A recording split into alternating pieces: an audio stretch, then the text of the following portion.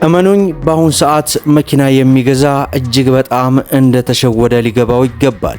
ምክንያቱም የመኪና ዋጋ ከጥቂት ወራቶች በኋላ እጅግ በከፍተኛ ሁኔታ ይቀንሳል። ለመሆኑ አሁን ላይ የመኪና ዋጋ ለምን ጨምሯል የሚሉትን ሙሉ ዝርዝር መረጃ ወደ እናንተ ይዘናል። ሰላም ጤና ይስጥልን። የተወደዳችሁና የተከበራችሁ የቻናላችን ተከታታዮች እንደምን አላችሁ? በዛሬው ፕሮግራማችን ላይ በተለይ በዚህ ሰዓት መኪና ለመግዛት ያሰባችሁና ለመግዛት ያቀዳችሁ ካላችሁ ይህ ቪዲዮ ለእናንተ ነው። ምክንያቱም አሁን ላይ የመኪና ዋጋ እጅግ በከፍተኛ ሁኔታ ጨምሯል። ይህ ጭማሪ ከምን ጋር ተያይዞ ነው የሚለውን ሙሉ ዝርዝር በዚህ ቪዲዮ ይዘን የቀረብን ሲሆን ለምትገዙ ደግሞ ከወራቶች በኋላ እጅግ በጣም እንደሚቀንስም መረጃዎች ይጠቁማሉ።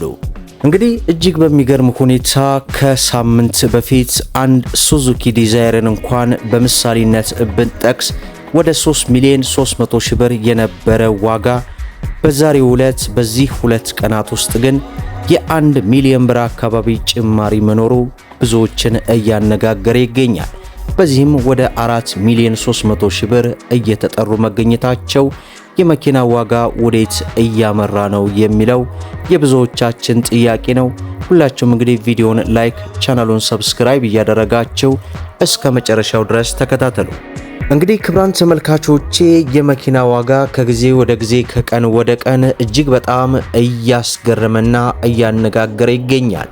በተለይ ከሰሞኑ ያለው የኤሌክትሪክ መኪና ዋጋ እስከ 1 ሚሊዮን 500 ሺህ ብር ድረስ መጨመሩ ብዙዎችንም አነጋግሯል።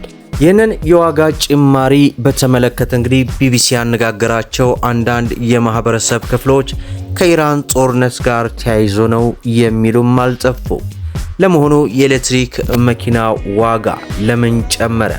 የአውቶሞቲቭ ኢንዱስትሪ ተንታኝ የሆኑት አቶ ብሩክ እንግዲህ በትናንትናው ዕለት እንደገለጹት በኤሌክትሪክ ተሽከርካሪ ላይ የዋጋ ጭማሪ የታየው ከጦርነቱ ቀደም ብሎ ነው ይላሉ።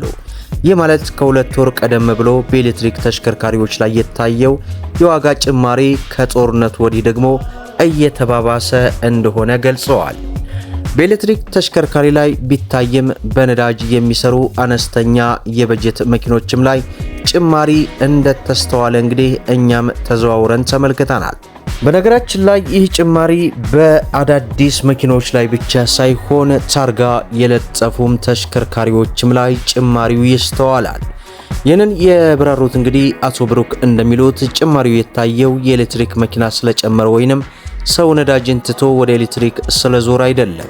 ሰዎች የነዳጅ ዋጋ ጨመረ ወይም እጥረት ተከሰተ ሲባል በቀላሉ ይገለበጣሉ። የኤሌክትሪክ መኪና ፍላጎት መጨመር ከዚህ በፊትም የታየ ነው ማለቱን ገልጿል። ከነዳጅ አቅርቦት ዋጋ ጋር በተያያዘም የሚፈጠረው ስጋት ተጠቃሚዎች ወደ ተሻለው አማራጭ እንዲያዘነብሉ ገፋ የሚያደርግ ምክንያት መኖሩንም ያስረዳሉ። በአብዛኛው በኢትዮጵያ የመኪና ገዥ የሚከናወነው መካከለኛ ገቢ ያላቸው የማህበረሰብ ክፍል መሆኑን በመጥቀስ በብዛት የሚሸጡት በዋጋቸው አነስ ያሉ የቢዋይዲ ተሽከርካሪዎች መሆናቸውን የአውቶሞቲቭ ጉዳዮች ተንታኝ ይናገራሉ። አንድ ጊዜ ቻርጅ ተደርጎ እስከ 400 ኪሎ ሜትር መጓዝ የሚችሉ የቢዋይዲ መኪና አይነት ከኢራን ጦርነት በፊት ወደ 3 ሚሊዮን 300 ሺህ ብር ይሸጥ የነበረ ሲሆን አሁን ላይ ዋጋቸው እስከ 3 ሚሊዮን 800 ሺህ ብርም ደርሷል። ይህ መኪና የበጀት መኪና በሚልም በተመጣጣኝ ዋጋ ገበያ ላይ ይገኝ የነበረና በ$10,000 የሚሸጥ መኪና ከመሆኑ አንጻር ለምን ኢትዮጵያ ውስጥ 4 ሚሊዮን ብር ድረስ ያወጣል በሚል ገዢዎች እንደሚጠይቁም ተንታኙ ያብራራል። አቶ ብሩክ በመኪኖች ላይ የዋጋ ጭማሪውን የሚመለከቱት እንደ አውሮፓውያን አቆጣጠር በ2026 ከገባበት ጊዜ አንስቶ ነው ይላሉ። ቻይና ውስጥ የሚወጡ ህጎች የመኪና ሽያጭ ላይ ጫና እንደሚያሳድሩ በመጥቀስ ከቻይና የምንገዛቸው አዳዲስ ተሽከርካሪዎች ባይነዱ ጥቅም ላይ የዋሉ ተብለው ኤክስፖርት የሚደረጉት ነው ይላሉ።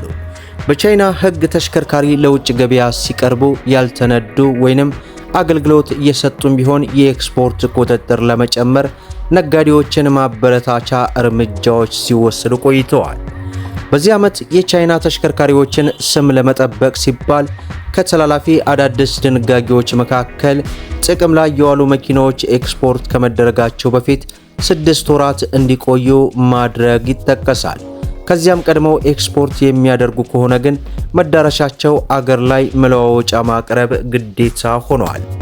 6 ወር በመጠበቅ ግዴታ ምክንያት ኤክስፖርት ሲደረጉ የነበሩ መኪኖች ቁጥራቸው አሁን ላይ ቀንሷል ሲሉም ባለሙያው ያስረዳሉ። በአውሮፓውያን አቆጣጠር 2026 የተመረቱ የቻይና መኪኖች አሁን ድረስ ኢትዮጵያ ውስጥ አለመግባታቸውንም ያክላሉ።